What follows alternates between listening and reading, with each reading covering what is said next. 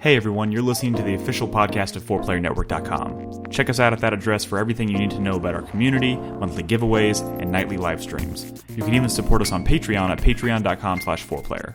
And last but not least, you can catch the live recordings of these podcasts every single Thursday night on our Twitch channel. We hope to see you there. Enjoy.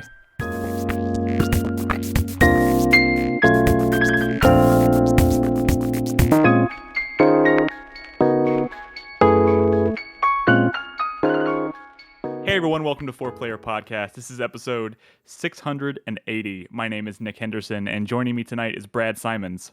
What's up? Nolan Hedstrom. Hey, how's it going, everybody? And Christopher Davis. Hello, hello. And it's a day early. We normally do these shows on Thursday nights. It's a Wednesday night. I don't even know what I'm doing. I feel very unprepared for this show, but you know what? We're going to talk about Resident Evil Village tonight, so that doesn't really matter. There's a lot to unpack there in that game. So we're going to get to that in a couple of minutes. But before we do that, I want to do a quick reminder. One, if you're not part of our Discord, you should absolutely be in our Discord at discord.gg/4player. But also, perhaps, well, not more importantly, but just as important, tomorrow night, I'm going to be doing the first stream for our new Revival Club game, Stalker Call of Pripyat. And Chris Davis is very excited. He's going to be joining me on my stream to, I guess, make sure I play the game right. I don't know. I'm helping you along because the game kind of just drops you in there and it's unrelenting. I feel like it's a game you could bounce off of for sure. I mean, it's not a very friendly game. It's not a baby game like the Metro games, you know. Hey, I played oh my god, why am I blanking here? There's a survival game that I played in the past year that was very, very not friendly. And I did bounce off of it eventually, but I played it for a solid 15 hours. What's like Stranded Deep or something like that?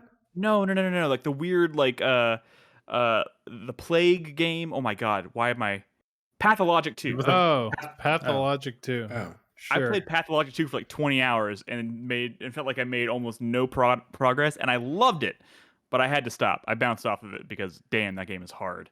I don't think Stalker is going to go quite that far, so we'll see. But anyways, the point is, tomorrow night, since we're doing this podcast on a Wednesday, tomorrow's Thursday night, I'll be streaming Stalker tomorrow. I'll be doing a podcast next week for Final Fantasy 12. I'm almost done with that game, so I figured I'd just take it across the finish line. How long is Final Fantasy 12? Must be a lot longer than I remember. Because no, it's really not. You've been playing that forever.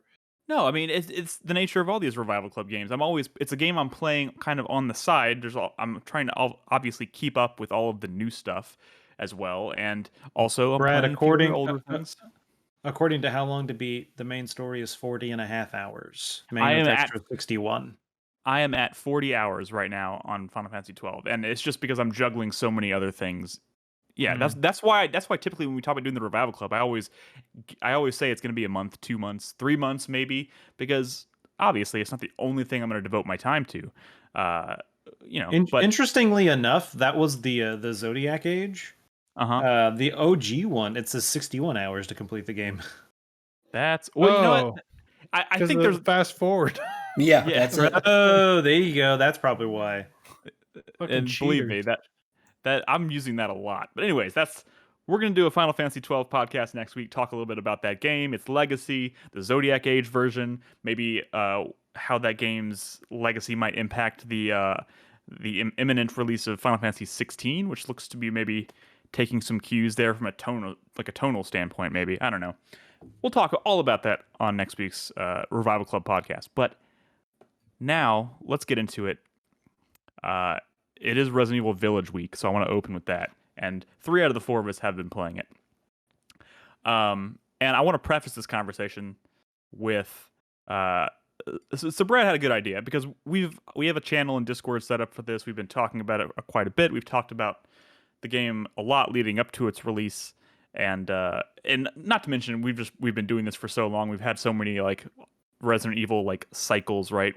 Where the discourse the discourse of the actual game we're talking about kind of gets lost in the history of Resident Evil discussion that inevitably comes up, right? Because we've been having the same arguments for like a decade. In fact, some people even posted the 4-player animated from back in the day, where we're literally arguing about when the series jumped the shark, and that was a 10-year-old conversation. Right. And some of us feel very passionate about that. So, and you're not wrong. I was trying to find a long-winded way of getting around saying having the same argument for 10 years, but that is the case. We have been having the same argument for 10 years. But Resident Evil Village there's a lot to unpack there. So Brad had kind of a nice idea to maybe a different way to approach this conversation. I think it's interesting. We're going to try and talk about this game on its own merits without really referencing any previous games in the series, right? And if one of us mentions a previous game in the series, we have to buy that person a sushi boat. I will say, right? I also sushi boat.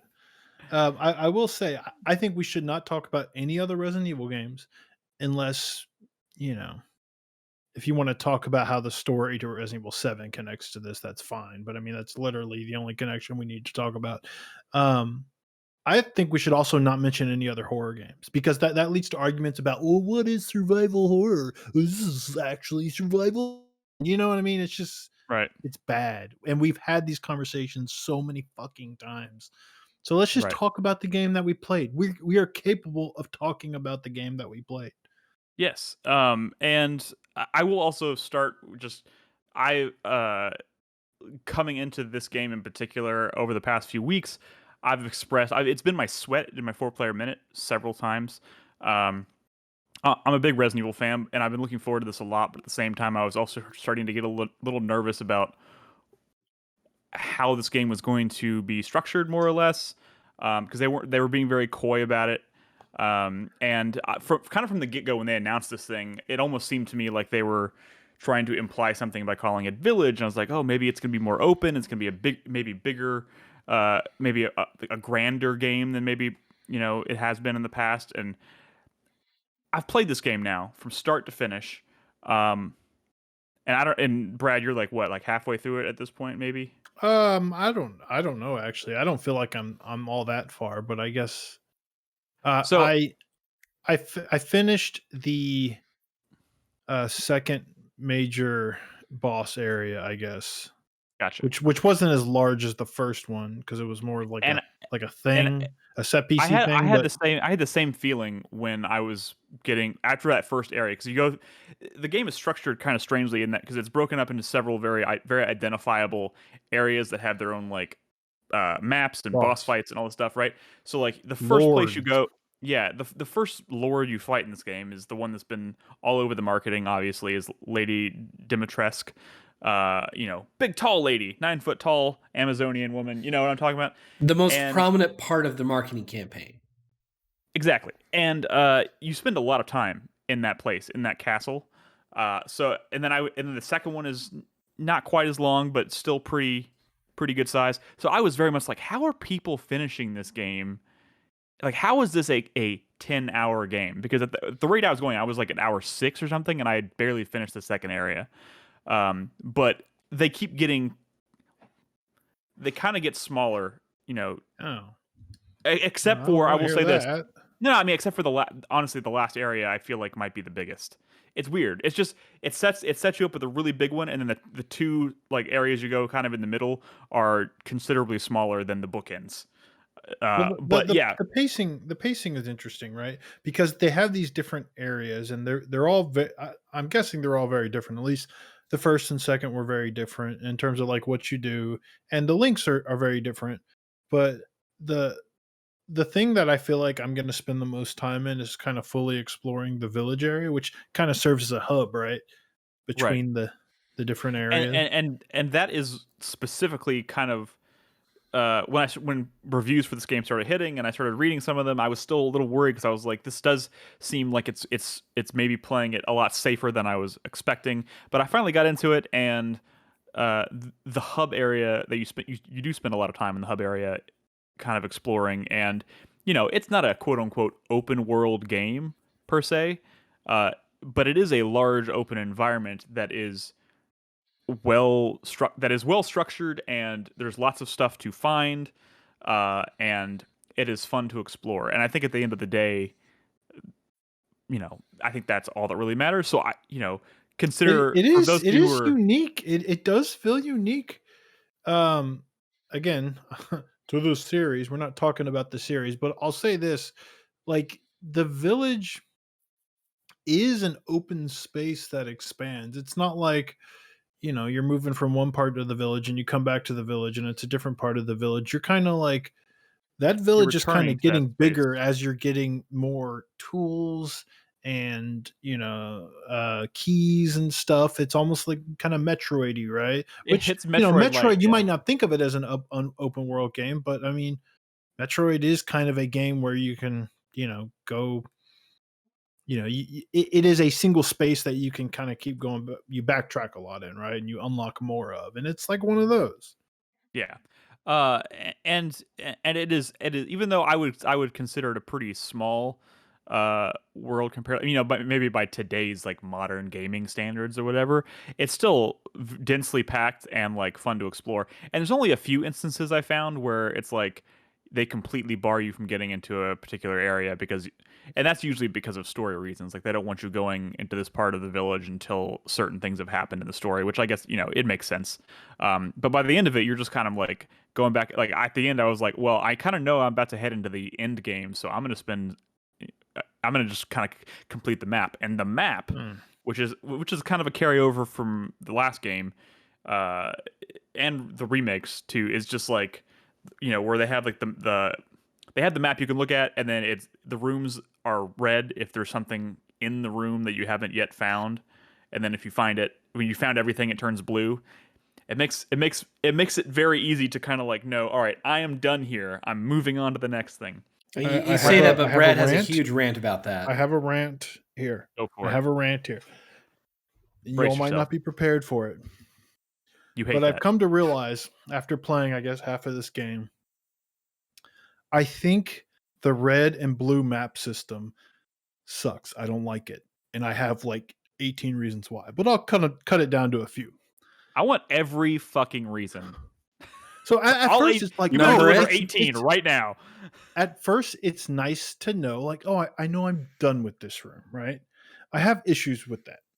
First of all, I think just the fact that you have to like pull up the map to check, and it kind of flashes. It's not instant, right? There's kind of flashes in your face. Honestly, it's a little like, fuck you. Here's the map, and then it flashes back, right? Because it doesn't take long. It's a split second, but it takes time, right? And you're constantly pulling up that map to check. Okay, is this room blue now, right? Or is it red? Real quick. It's still red. Let's look for more shit. Hold on. No, I've been thinking a lot about this. Just real quick. I know. Just real quick. I just want to say, I am also kind of in agreement with you on this. I have more to say, though. That is annoying in and of itself. Just constantly pulling up the map. I think you could solve that issue with, honestly, a mini map. I mean, if you didn't have to constantly pull up the map just to see if the current room you're in is red or blue, that part wouldn't be an issue, because you could see. You don't have to see much of the map for a mini map to be effectively show you that, hey, this room is blue. I mean, that's true. Besides the point. That's besides the point. I have other points here.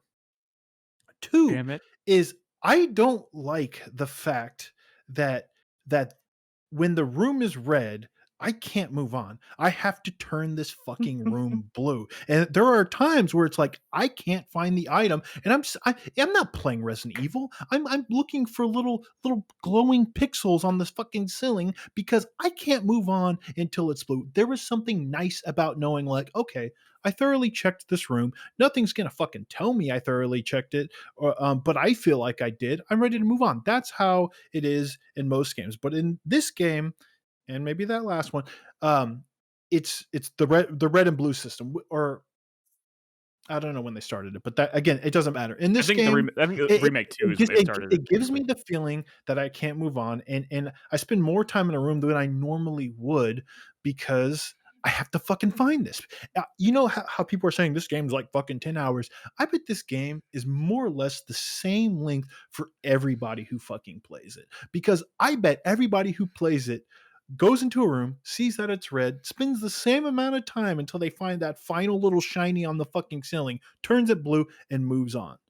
And the next point is that, like, that there's a certain mentality that I think about spaces in this game, art assets that people created hours and time and crunch to make these beautiful spaces. As soon as that map turns blue, I'm like, fuck it. This entire room, I'm never coming back. I'm throwing it all out of my memory forever. This is dead to me. I just close my eyes and run for the fucking exit because this map is blue, which means it is useless to me now. And that might seem like a small thing, but I started thinking about it, and that's fucking crazy. I don't do that in any other fucking game. It's insane. No, I'm kind of the same way. Like, part of me can't help but feel, and you know me, like when I play games, I like to like really. I probably spend a lot more time in most games than most people, just because I'm the kind of person who, when there's a really beautiful world, I like intentionally like slow walk through it just because I want to fucking take the whole thing in. And like this game, I'm just like, all right, on to the next one as soon as the map turns blue. I mean, but I really felt the difference too, because when you're out in the village, in the hub, and you're not in a room that can either be red or blue, I'm like, oh my God, I actually got to look at this beautiful environment to find things. This is unusual. But that's. Can I just point out something real quick? That go ahead. The red and blues system is actually a staple of the franchise. Okay. Easy, buddy. I mean, franchise, I know. This is. He's not wrong. I think it's more or less. Isn't this a more recent thing? This is going back to the original RE1 remake. Is it? Yeah, I thought this was a more recent thing. You know, I think you might be right. For some reason in my head, I was thinking it was the Resident Evil 2 remake that first did it, but yeah, I think he might. I think he's right that the first remake. Well, regardless, not all of them did it, and I've come to the realization that I don't like it, especially in. I think it may be more egregious in this game because of the fact that it's more open, and it's what, like, you notice how much more you appreciate it when you're in those open spaces that don't have the blue red system, and then all of a sudden you're going back, because in Resident Evil 1 remake, let's say, basically the whole game is that way. The entire map, everything is either red or blue, and this is like.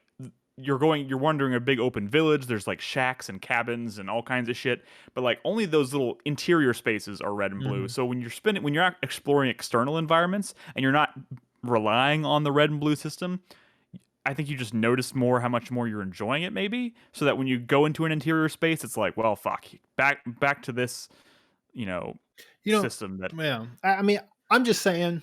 At first, I was like, "This is great," and then it started to really fucking drive me crazy, and I started to piece together, like, "No, I don't like this at all." But that is a small thing in a game that has a lot of other things going on, so we should move on. We should. I don't know where we want to go from here. Combat, story. Well, let's. So Brad, you passed the second boss. Nick, you've completed the game. Yeah. I just wanted to throw out and mention that I have finished my third playthrough. Okay. This game came out Friday. Because you're a crazy person. Well, no, there's people. Sure. This is still a Resident Evil game. Just so we know where everyone is, I finished my knife only run on hardcore. No, that's probably going to be run number 5 on the same page. But this is a bring Resident this Evil up game. because at some point it becomes. Wait, go ahead. I'm bringing this up because I will forget to mention it later, probably. So I just wanted to mention that. I think that one of the best parts of this game is how this game handles just post single playthrough, replayability. It is the great example of a new game plus experience, because if you just like a lot of new game plus games, you can carry over your content, but that content, in addition to anything you unlock in the content shop, carries over to higher difficulty levels. See, that's what I was going to ask, because I was actually considering, which is a thing that I was a lot of starting on hardcore.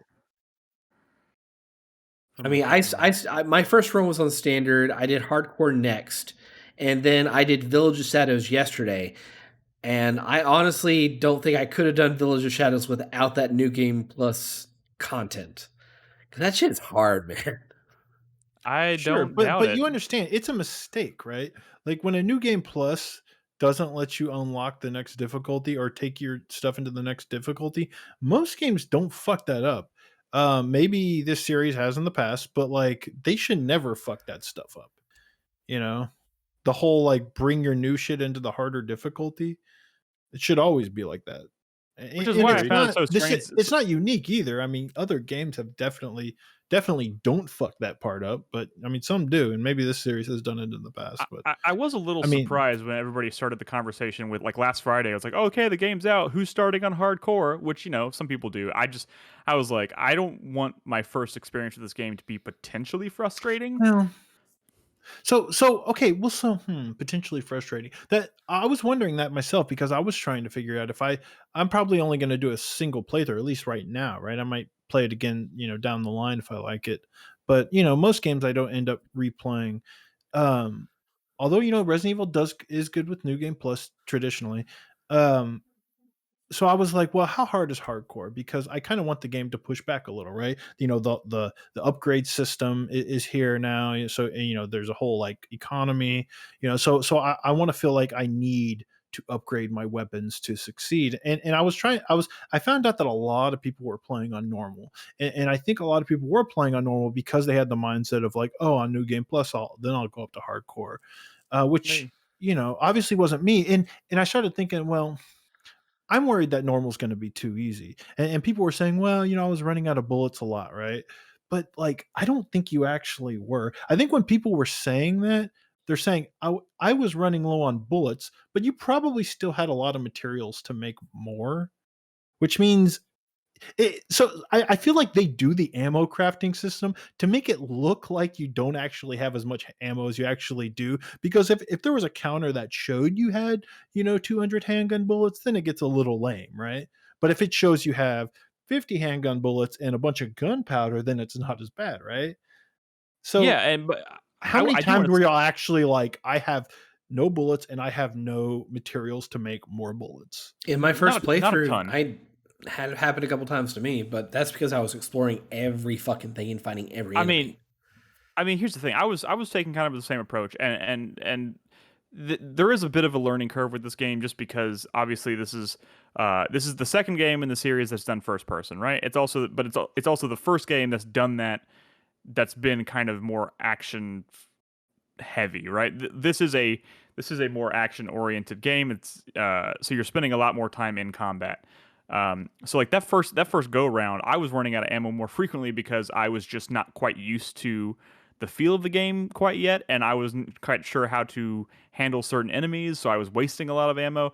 Going into now going into like New Game Plus on hardcore, I feel like you can give me less bullets because I'm a more refined player. I can handle the systems better than I did the first time. So now I'm kind of like, bring it on, give me less ammo. But you might be right. That crafting system is probably there to always kind of be like the cushion, right? For you in case in case you're really struggling with ammo, because you almost always, if you're exploring, you're gonna find lots of shit that you can use to craft. But let's talk about the combat for a second, because there was a lot of talk before the game came out, after the demos especially, that people were worried about the combat. And Me specifically, I think I figured that Yeah. out now. I mean, I you was were playing the one of the demo people where you didn't have upgraded weapons. Well, it was more than that. I think my main problem in reflection wasn't necessarily what was in the demo. It was the combination of the time limit and the pressure of learning the mechanics. It was a bad demo. It was a bad way of handling the No, demo I for mean, this game. I don't think it was. I think both demos were actually fairly representative of what the game is when you play. I mean, I don't think it It's was a bad representative, demo. but like at the end of the day, having played this game for 12 hours now, I love the combat in this game. And almost everybody Yeah, was talking about how much they didn't like the combat in the demo, which is why, going back to when we talked about the demo, I was like, I'm not going to play the demo, because I was like, I don't think it's going to be a very good it representation of it what the game wasn't ultimately is. it wasn't a good like first impression. And again, we're not talking about past games, obviously, but even comparing to like other shooters, in my opinion, it didn't feel great, right? And but like at the same time, and I still kind of believe that it doesn't feel as good to me. I still feel Huh? that Huh? like I'd much rather be fighting things in this game than not. Because, it's a game where they give you a lot of weapons. It's a game with like some really good like reward loops and a pretty compelling economy, right? And like enemies drop items and those items can be sold and you can upgrade your shit, right? And you want to fill those. I mean, I would rather be in combat than not in combat in this game. I enjoy it. I enjoy it even if it doesn't feel a certain way that I want. It's still like the thing I want to be doing most in this game, and I still get excited when there's an enemy encounter. Right? I will Like tell you this. Oh, go ahead. Sorry, I thought. no, I mean I'm just saying I agree with you. ultimately I'm not disappointed by the combat because I'm never not wanting to do it. And I feel like me not wanting to do combat is a sign that like something went like majorly wrong. And um I like it here. I mean, What? I wish the weapons were a little more exciting. I wish there were some more surprises. Sometimes maybe this game and others save some of the crazier weapons for like new game pluses and secret weapons and stuff. And in your Yeah. first run, you're mostly fucking with you know pistols and shotguns and rifles and stuff, right? That's And that's something I brought up if the before. story's crazy, let the weapons. That's something I brought up before, Brad, and that's a frustration in a lot of games, not just this one. That either some of the best weapons you need to have $10 million to buy them, or you don't get them until the last hour of the game. And the frustration there is I guess it's a reward for people who want to play this game 10 times, and get the use out of it. If you're only going to play the game once, you get this cool weapon and you use it for 20 minutes and it's like, all right, well, I guess that was cool. It would have been nice if I got to use that for a little bit longer. Yeah, I do yeah. I do plan to spend some time doing mercenaries, which I haven't tried yet, to be honest. But What is mercenaries? I mean, it's just kind of like a horde, like a horde mode, I guess, where you just Yeah, try and survive Like as long as you can. a timed horde it's a mode where time you're getting attack like mode. time pickups. Yeah. Yeah. But the I things gotcha. that you Okay. unlock in the store are accessible in mercenaries. So theoretically speaking, if Okay. there's like a cool weapon you get at the very end, you don't get to use it much in the actual game. You play mercenaries and you can probably use it more frequently. Yeah, Gotcha. that's true. It's a cool mode that's been around before. But but Which but combat wise, I just want to say so like uh from at the beginning you feel kind of, I think this game does a good job of kind of ramping up slowly your sense of feeling like powerful, because at the very beginning I feel kind of weak. I feel Mhm, nervous going. It mhm. feels this is this is a game without Enemies mentioning anything dodge a else. lot, right? They're Yes. wavy tube enemies. Yeah. Oh, I and, mean, and they dude, dodge that's much actually more in higher difficulties too. that's actually one of my favorite things about the design of this game is since the most of the like the main enemy type in this game, I guess, is lichens or werewolf type creatures, right? But like they're very like they move like pack animals, like wolves. So like like sometimes they'll have like two of them coming up to you and they'll like split off and try and like flank you, but the entire That time they're part is like cool. moving back and forth. That And part's not cool. The dude, the that's the way they move like a pack and kind of run and hide sometimes, that's cool. The whole like this, I don't love this. That's why I upgrade my shotgun and not my fucking pistol. and I don't that's love it. probably, but like it makes encounters super tense because it's like maybe if you don't have a ton of ammo, or like your pistol's not super powerful, but so you have to make every shot count. Like suddenly you're like there's been times where like this dude is like zigzagging at me and I fire off like an entire clip and I maybe land one bullet and I'm like fuck.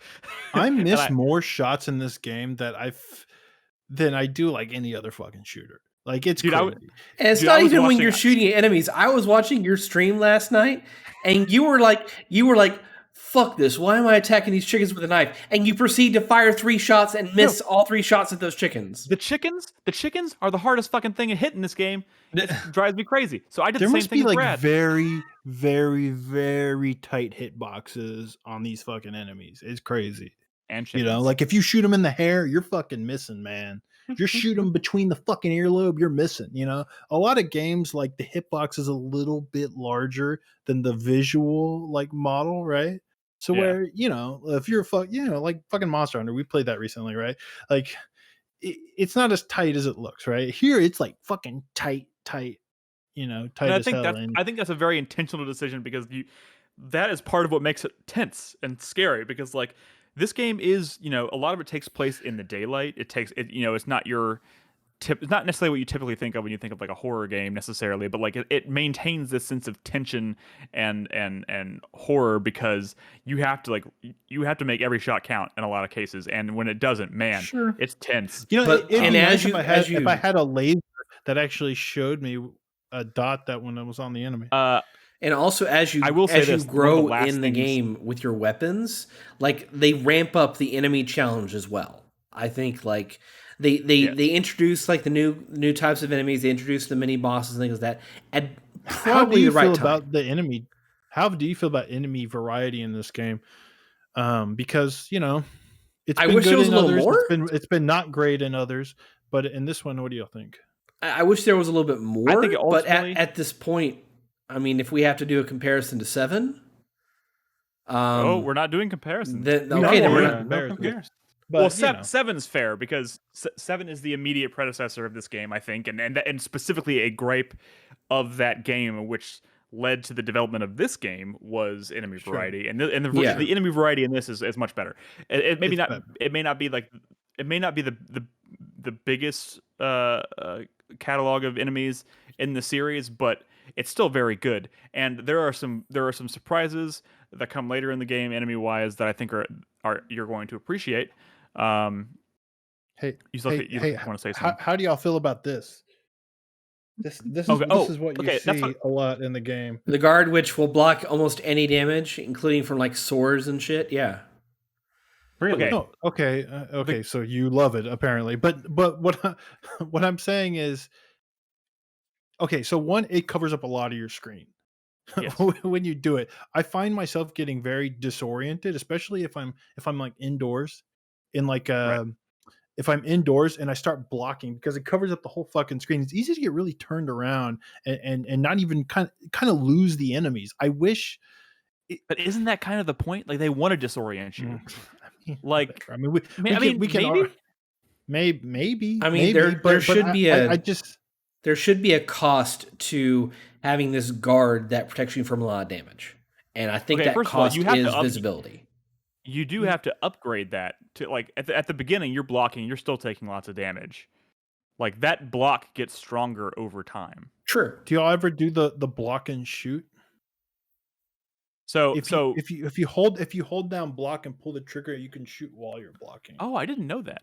Yeah, interesting. So like it helps with some enemies like the little flyers that just kind of get up in your face, and you're kind of afraid not to block. You can kind of shoot them while you're blocking. I do want to say it took me a long time to kind of get a handle on the block and riposte. Like, you know what I mean? Like because you can block, and then like if you tap L1 right as you block, he'll punch him in the face and knock him back. I almost wish there was like a sound effect or something that let me know I hit the parry. Yeah, I agree, but I did get really good at that, and by the end, I think it was a lifesaver in a lot of situations. So I ultimately ended. I didn't know how to feel about that system at the beginning, but like towards the end, it was great. But I wish you could tweak the FOV in this game a little bit. Yeah. Talking about how the strength of the block or whatever, like I think it's important to know because at some point, I don't remember when, I'm pretty sure you've unlocked it at this point, Brad, but you can hunt things and turn that in. Yeah, this hunting is what allows. This is what I'm talking about. This drives me to want to explore. It drives me to it makes me care about combat because there are meaningful upgrades for combat. And that's cool. And one of those upgrades that you can get by hunting animals is upgrading the strength of your block. So at the beginning, you may you may go from green to orange if you block when you normally would have gone from green to red. By the end of it, if you spend all the time you can hunting and getting all the upgrades, you can block in a boss fight and not go out of green. And that can be a lifesaver. How dynamic is hunting? Like it's not that dynamic. I mean, the creatures kind of show up in scripted places at certain times, and that's it. In fact, they show up on the map. Like you can see on the map, like, oh, there's like a pig here and chickens over in this area. It tells you the general vicinity, and you have to go over there and find them. But they're not hard. They're just the only example of dynamic enemies is that in that main area by the statue, the Maiden of War, is that sometimes later in the game, instead of spawning enemies, it'll spawn a couple rams, and that's it.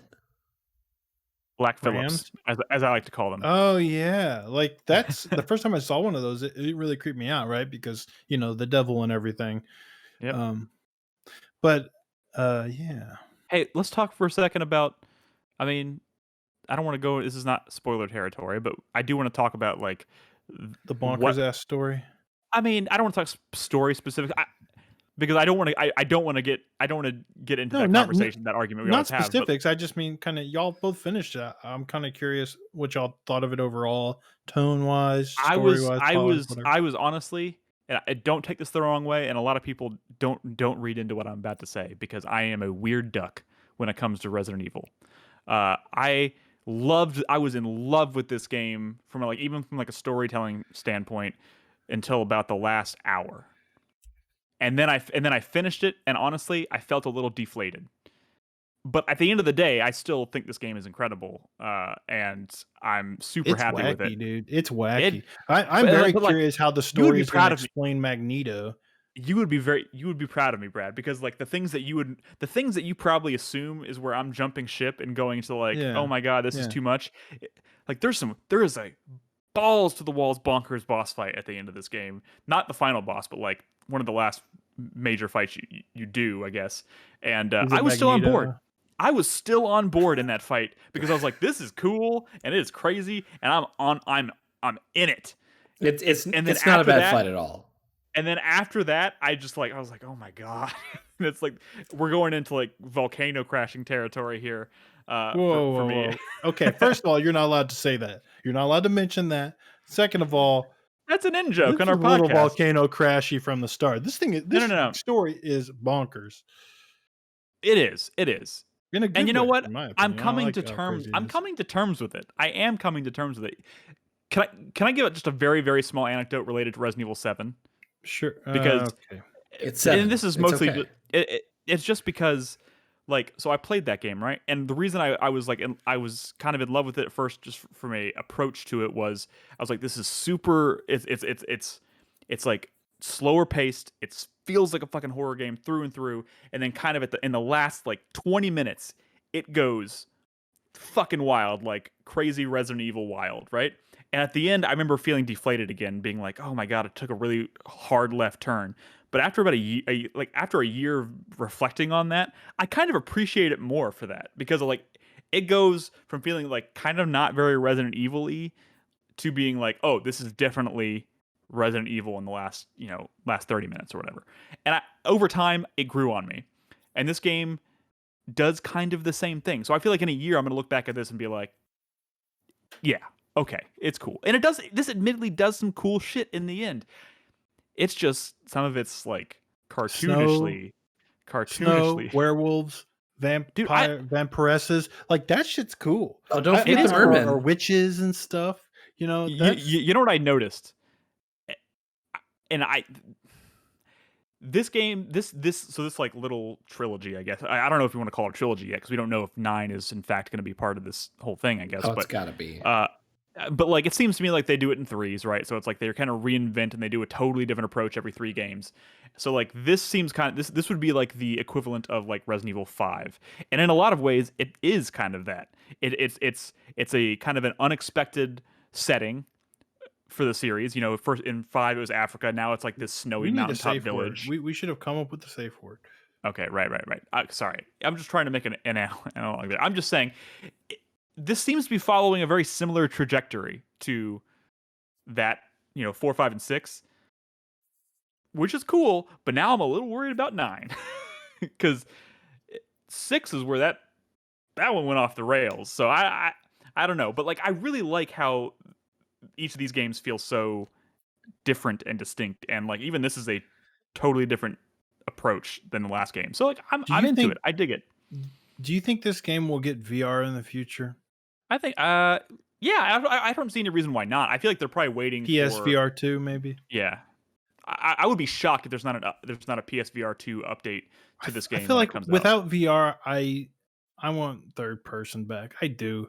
I just prefer the way the game feels when it's in third person. And you know what? I feel like you'll probably get that. If there's no VR, then I feel like there's no excuse. I think part of the problem with expecting a VR port of this is that a lot of the game design about this game is that there's not a whole lot of actual object interactivity in there, and that's a big part of VR.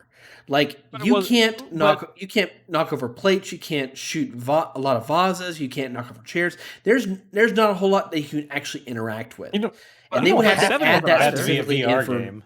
Well, but that's an expectation of a VR, right? They I are mean, supposed to be able to that's walk an around and be expectation of able a to pick up gimmick. things and look at things. What was it Dude, like in 7? dude, seven, You couldn't seven, do a whole lot. yeah, seven was primarily VR for the sake of combat, and that's fine. I mean, like you're moving around and you're doing combat. Everything else was just regular Resident Evil. Like the way you interact with items is the exact same. You walk up, you tap a button, and it like pulls it up, and you're like looking at it. You don't like actually pick it up with your hand and like look around. It just wasn't that kind of game. Maybe when Resident Evil 9 comes out, like they take like maybe that's their way of making it stand out is by like making it way more interactive. But this is it. At first glance, it was kind of like, how is this a sequel to 7? And then you play it and you're like, oh, it looks different, but like it's very, very similar. Everything here is built off of what 7 started. It's just there's more combat. It's more combat focused. But everything else, the way you interact with the world is pretty much the exact same. I totally see it. But yeah, Bonker's story is pretty good. I was in it. I was intrigued. You know what I do love about this game? There's a lot of like mini bosses, I guess you would call them. Especially there's even like scripted mini bosses, like in the castle. I don't want to spoil if you, but like a lot of them, you just kind of walk into a room and you're like, oh shit, this is happening, and there's no cutscene that kind of leads you into it. You just walk in, you're like, oh fuck, and you are in it. The fight has started, and like that was cool. And they don't really telegraph like how you have to deal with these enemies. It's just kind of like figure it out, and that led to like a really cool moment for me in the castle area, and like I was just like that kind of set the tone for the entire game for me. And then you come out of that place, and the village all of a sudden has kind of like the potential to run into like mini bosses and stuff in the village, and that shit was cool. And beyond the village, there's a bunch of little side areas where you can find mini bosses too. Dude, I discovered a whole fucking thing I didn't even know existed until I was like literally about to go into the final area, and I noticed that there was a place you can on the map. It looked like you could maybe walk through some bushes, and I walked through bushes that looked impassable, like in the world. It looked like I couldn't actually go I know through. what you're talking about.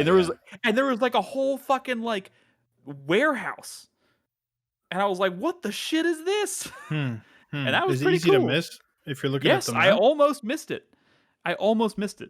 It's not on the map.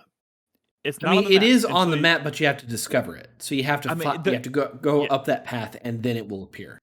There is a little indication on the map that kind of indicates that maybe you can walk this way. And I was like, I don't remember seeing a pathway there. So I went back and I was like, this? And then I walked through it and I was like, oh shit. Okay. And like that was cool. Can I say though, I'm not finished with the game. I am enjoying myself.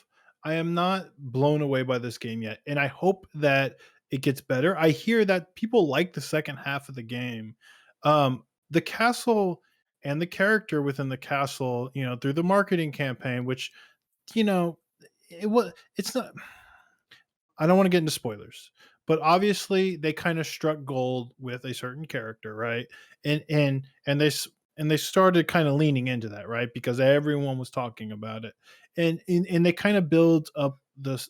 They've built it up through kind of leaning into that part of the marketing campaign, like that was gonna be the main part of the story, the main antagonist, whatever, right?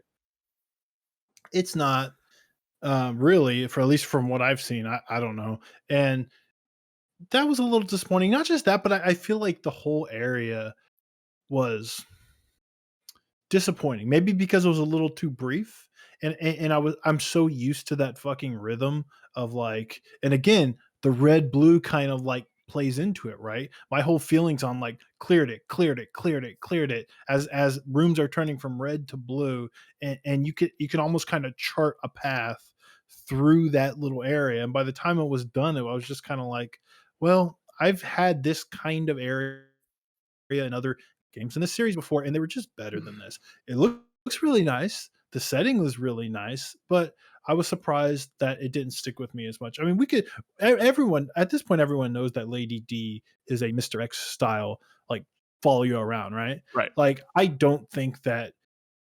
I mean, she's amazing, but Mr. X has still not been bested, right? He Right. wasn't bested by Nemesis, and he hasn't been bested by Lady I D. mean, I do feel like kind of making her that style of character in this game ultimately was just kind of like an obvious opportunity for them to do it, knowing that even though it's not going to be in the same scale, they knew that people would appreciate it because that was obviously a huge hit in Resident Evil 2.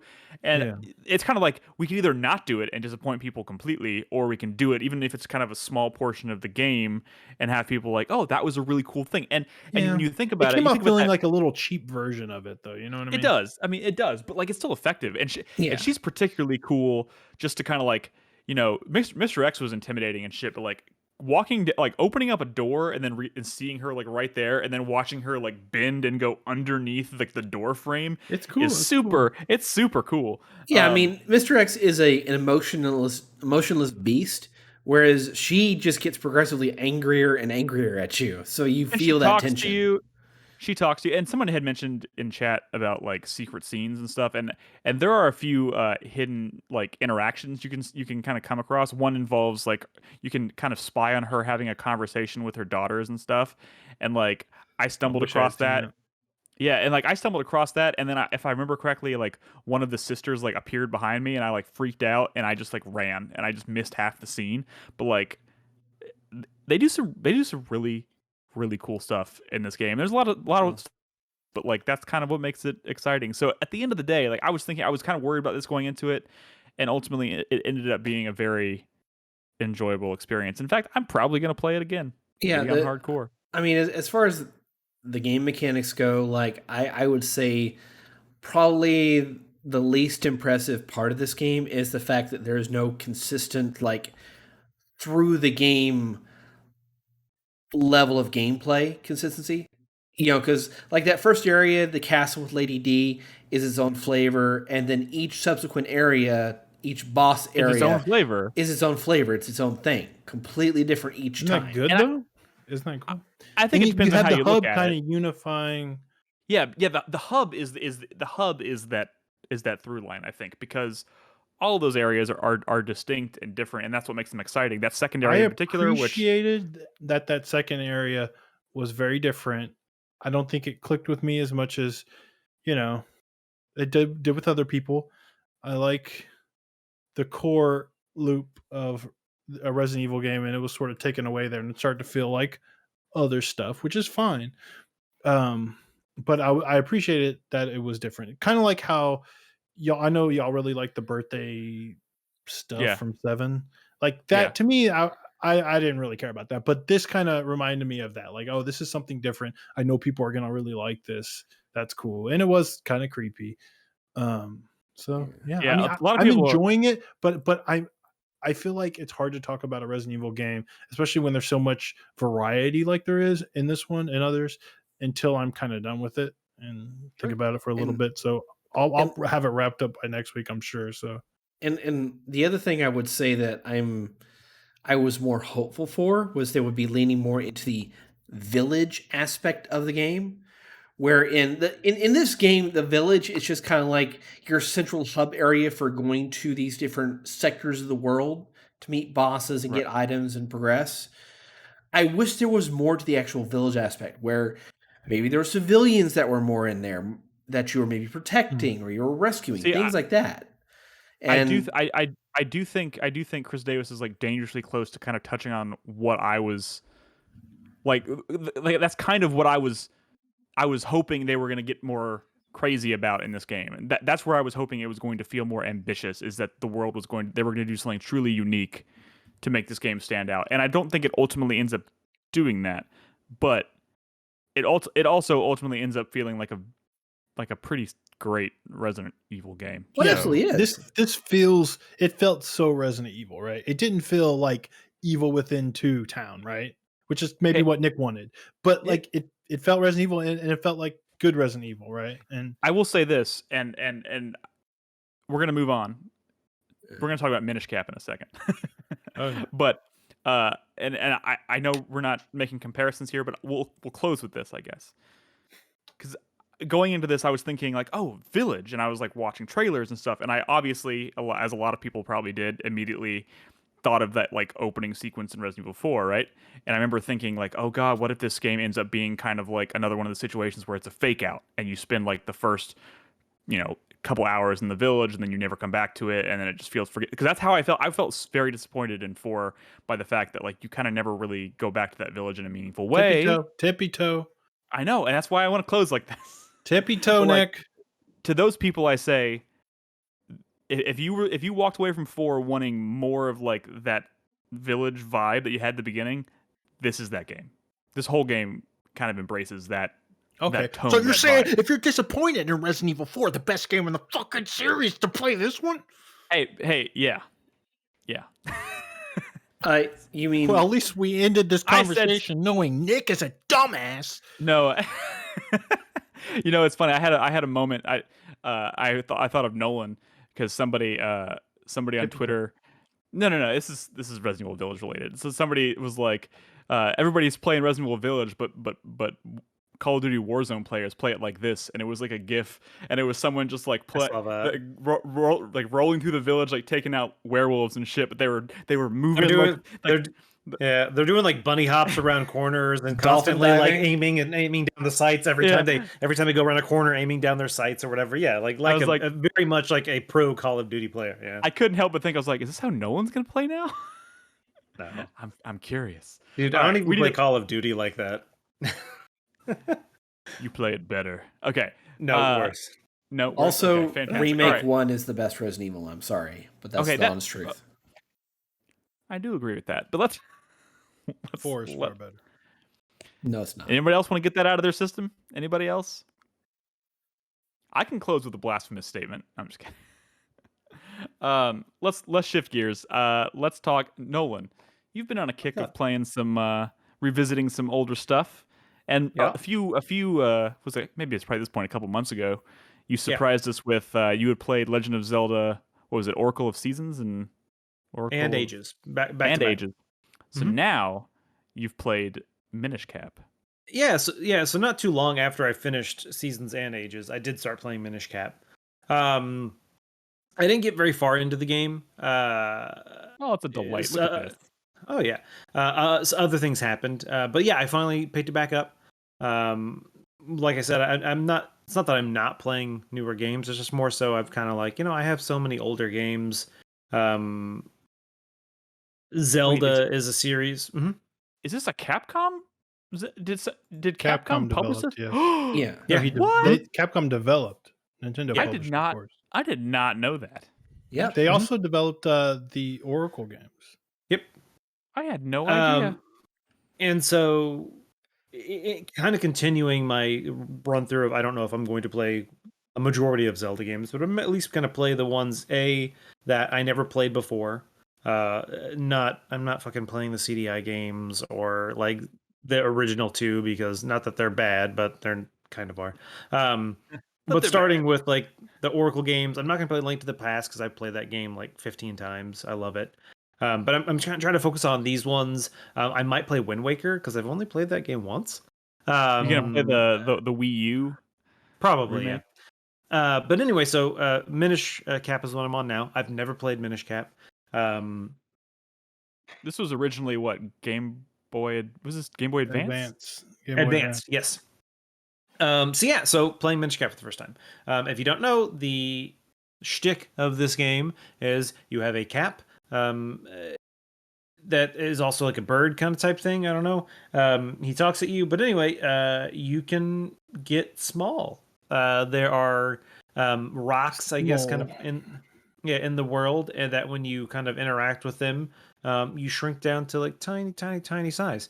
And the cool thing about that is that kind of changes the world. And if you're live watching now, you'll see me do it in the footage. But the cool thing about that is you don't actually like, for the most part, like you're in the same area you were when you were big, but you're obviously just interacting with the world in a different way now.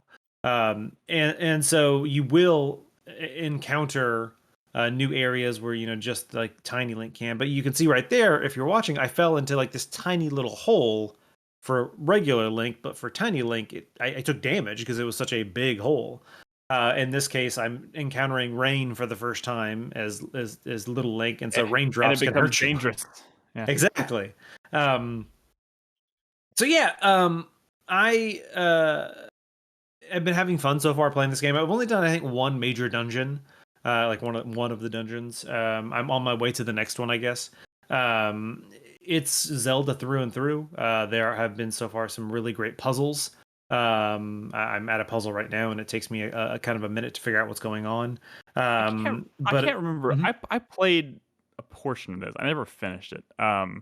But so when you become tiny, there are some areas like right where you're just on the regular map, but you're like super super tiny, and then there's others Correct. where it's like it's zoomed in on you, but like everything is big around you, right? Exactly. Or is Yes. okay? Yeah, like there's an area earlier where if you think about the Oracle games, one of the kind of shticks of those is changing time or seasons, and there are these like kind of nuts or like seeds that will sprout and create vines that will go up. That you can, depending on the season or the age or whatever, you can crawl up this vine or not. In this game, I encountered kind of a similar scenario to that, where there's like a seed that if you pour a certain like a mineral water on it, it will grow. But the problem is that seed wasn't there, and so I had to actually shrink down and crawl through this tiny hole, avoid a bunch of enemies and stuff. And I found a seed. I pick up the seed, I carry it out, I throw it in the hole, and I turn back into regular size Link, pour some of that special water on it, and it grows. So yeah, there are little things you can interact with in the world as when you're shrunk down. I don't know how many unique things are in this game. Obviously, we talked about a bunch a few months ago when I was playing the Oracle game, some of the unique items and stuff.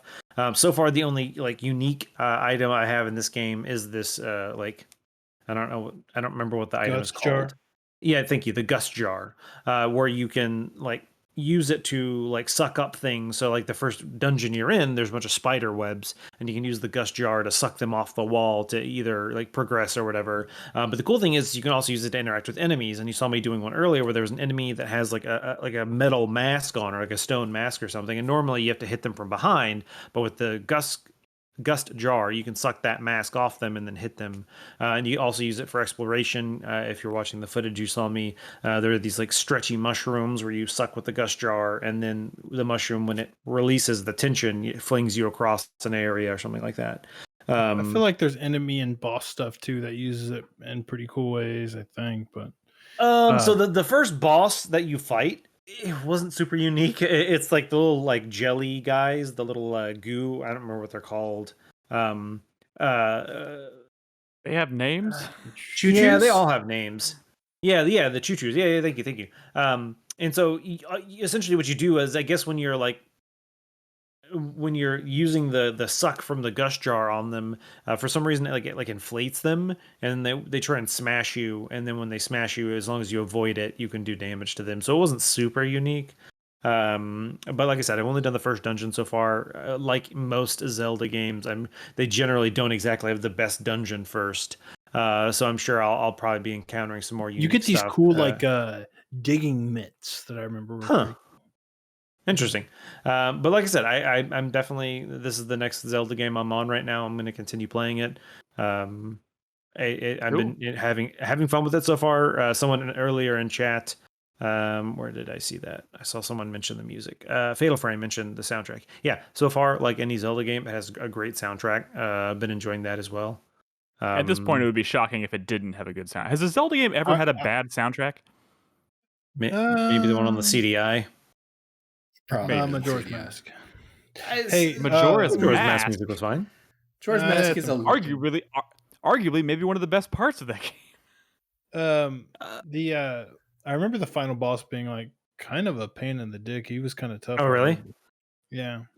One of the things I will say, and the problem is, I spent a lot of time a few months ago when I played it, so I've only spent a little time there now. But you go to like Hyrule Town, like the actual like city below the castle or whatever, way Right. more involved in this game than like say like Ocarina of Time or whatever. In Ocarina of Time, there was like 2 shops you could go in. You know, if you remember back, obviously when we were kids, we remember it being this grandiose thing where like there's the guy and the girl dancing in a circle and the puppies running around at nighttime or whatever. But in reality, there's not a whole lot to do there. And I actually really enjoy Hyrule town or village, whatever you want to call it, in this game. I feel like there's more people going on when the game starts. There's like a festival going on, and you can go to like vendors and like and whatever. Man, and Market I just Town feel and like Ocarina of Time changed my life, and then I go back and play it like nowadays, and I'm like, this is still great, but man, those people are just dancing in a circle endlessly forever. it's kind of boring if you think about it now. Yeah, like looking back, like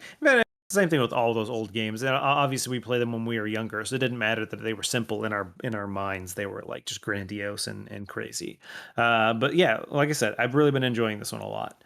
Sweet. Definitely going to continue playing it. Well, the Cool. director If for anybody this, has any either like recommendations or maybe I know there was a lot of stuff for Oracle of Ages and Seasons that chat kind of gave me tips or whatever. So if there's anything that maybe I could either like miss or something big or whatever, oh, make sure to go and do this. Feel free to let me know so I can make sure because once again, my first time playing this, I know A Link to the Past like the back of my hand. I don't need anything to know. I don't need a guide or anything to know exactly where to go and how to beat that game and whatever. But this one's obviously a lot's new to me. do you have any Like intention these of playing? this keystone mechanic is new to me. What was that, Chris Davis?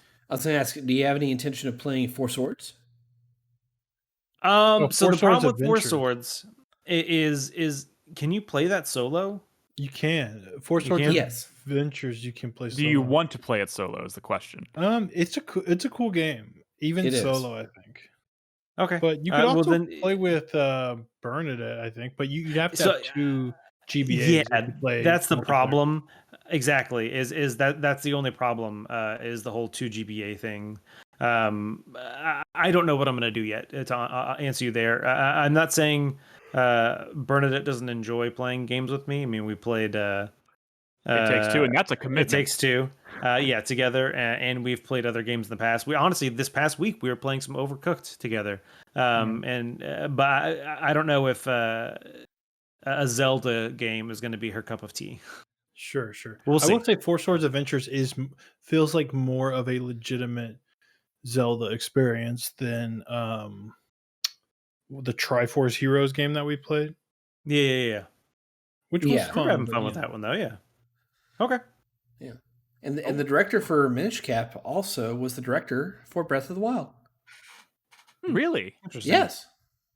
In fact, I he had no he idea. did the Oracle's games, he did Four Swords, he did this, and then he was hired over at Nintendo to be the subdirector on Phantom Hourglass. I don't know why. For a second, I thought you were about to say he was the director of Dragon's Dogma. I have no idea why my brain went there, but I was like, Capcom, yeah, maybe Dragon's Dogma. All right, we're gonna take a quick break. We come back.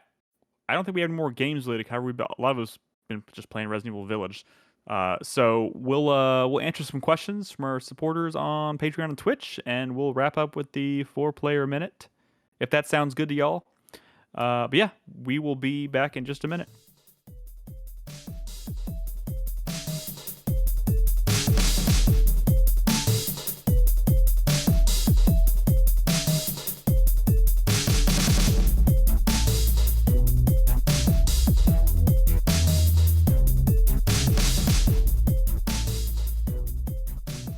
All right, then. Hey, everyone. Welcome back to the show. Get ready. Buckle up. Because this is going to be the shortest second segment we've ever done. We are rolling right into viewer questions. Good night, everybody. Yeah. Have a good one. We have There we go. no feedback.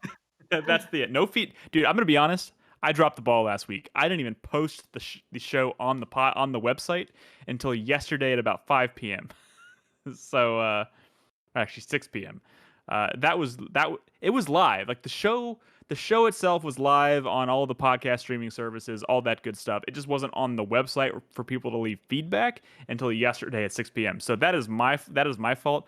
I dropped the ball. But I will say this, that is not usually the case. Usually it goes live at 9 a.m. on Monday morning. So I was a little bit late. And we're doing the podcast a little bit early this week. So with all those things combined, we didn't get any feedback. I will take this opportunity to remind you that if you have any questions, any thoughts, anything you want to react to, in direct response to the conversations that you're listening to with your ear holes on this episode, just go to 4playernetwork.com and find the post for this episode and leave us a comment, assuming I get it up on time. You get that comment up and we'll read and respond to it on the next episode. You can do that every week. You don't even have to be a paid supporter. Anybody can do that. You, John, listening at home, who has never tuned into our live stream, can do that. There's bound to be a John, right? That'll probably work. I hope so. Probably. But yeah, that's my spiel this week on feedback. But we don't have any feedback this week because I dropped the ball. So we're going to jump straight into questions from our supporters on Patreon and Twitch. And to my knowledge, we don't have any news-related ones, I don't think, because not a lot of news has happened since this. So, Well, but yeah, Nothing substantial. nothing substantial. And nothing that people really... our viewers who have asked questions have cared about. Put it that way. Correct. I will say for a good time, look up some of the Apple Epic stuff. It's pretty funny. That's part of my There's a 4-player lot med. going on with that. No. Mm. Oh, well, that's not happening now, so let's move on to some questions. The first question this week from Thorax. Who would win in a fight? Dexter from Dexter or Dexter from Dexter's Laboratory? Dexter would win. Yeah, that's true, Nick. You're not wrong. Dexter would win in a fight between Dexter and Dexter. Let's just leave it at that. Does Dexter from Dexter have a last name? Yes. Morgan. Okay. Does he have a last name? Of course he His has. last name is Dexter. One of the most famous moments from that entire show is when John Lithgow says, "Hello, Dexter Morgan." Come on, how do you forget that? It's funny enough because I have been. I agree with you, Chris Davis. I think Dexter from Dexter's Lab honestly would probably do. He's a scientist, Nick, who creates insane machines and shit. They're both. I'm sure they're both scientists.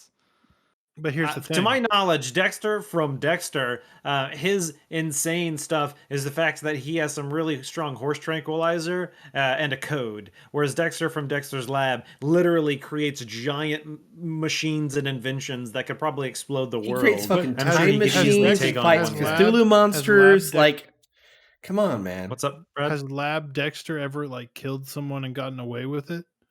Because Probably. if he hasn't, then Dexter Morgan would have no reason to fight him. One reason, because it's Brad, against that his Dexter from code. Dexter's Lab would win. One reason. There we go. Hold on. I mean, I haven't said my reason. okay. Omelette du fromage. What do from us? That is why he would win. I get that reference. Cool. All right, but yeah, sorry, I meant to say because I have been, watching Dexter on and off for the past few months, just because I've only seen the show once, and I'll put it on in the background while I'm doing other things. But I did see, I can't believe I've never seen it before. I'm sure it's not new, but everyone knows the meme with Michael C. Hall. Oh my God, no, why can't I not think of his name? Dokes, thank you. With Dokes, with the whole surprise motherfucker. But there was one I saw this past week because it was Mother's Day, and it was just surprise mother, and he was holding mother. Flowers. Yeah. that was pretty funny. All right, let's move on. Let's do this one. This question from Ryan, also known as the Hairy Yeti. Over the last few years, we've seen several games or game series be remade for the modern age of gaming. Final Fantasy VII Remake, Resident Evil have come to mind, maybe Mass Effect. Are there any games or game series you would like personally to see remade with a modern touch, whether the likelihood of it actually happening is high or low?